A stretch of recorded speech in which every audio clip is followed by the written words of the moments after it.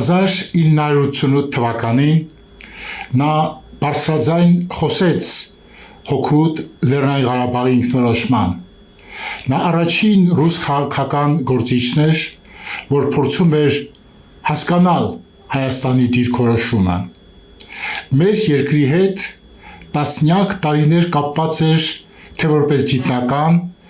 և թե որպես ազգամիջյան հարաբերություններով զբաղվող քաղաքական գործիչ։ Հետևողականորեն պաշտպանում էր Լեռնային Ղարաբաղի ինքնորոշման իրավունքը ընդհուպ մինչև սեփական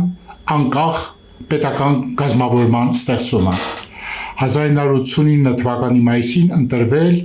և մինչև 1991 թվականը եղել է ԽՍՀՄ ժողովրդական պատգամավոր Հայաստանի Խորհրդային Հանրապետությունից։ Նա Գալինա Ստարավոյտովան էր, ռուս քաղաքական և պետական գործիչ,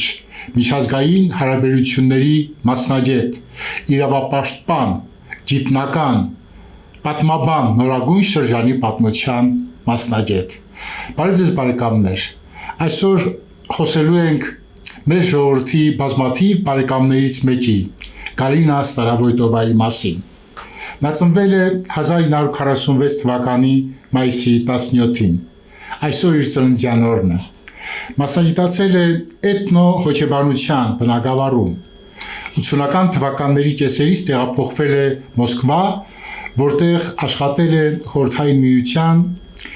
Գիտությունների ակադեմիայի Միկլուխո-Մակրայի անվան ազգագրության ինստիտուտում։ Հաճախ մեկնում էր գիտարշավների, այդ թվում Աբխազիա և Լեռնային Ղարաբաղ, ճանաչում էր մեզ, ճանաչում էր արցախցիներին։ 1980 թվականին ստացել է պատմական գիտությունների թեկնածուի գիտական աստիճան։ Դիսերտացիայի թեման կապված էր էթնիկ փոքրամասնությունների, հայերի, թաթարների, էստոնացիների ուսումնասիրության հետ։ Լինելով ակադեմիկոս Անդրեյ Սախարովի զինակիցներից մեկը, նա միշտ սկզբունքայնություն էր դրսևորում, պաշտպանում էր մարդու իրավունքներն ու ժողովրդավարական սկզբունքները։ 1990-93 թվականներին եղել է Ռուսաստանի Դաշնության Պետդումայի պատգամավոր, նաև նախագահ Բորիս Ելցինի խորհրդականը ազգամիջյան հարցերի գծով։ Գալինա Ստարավոյտովան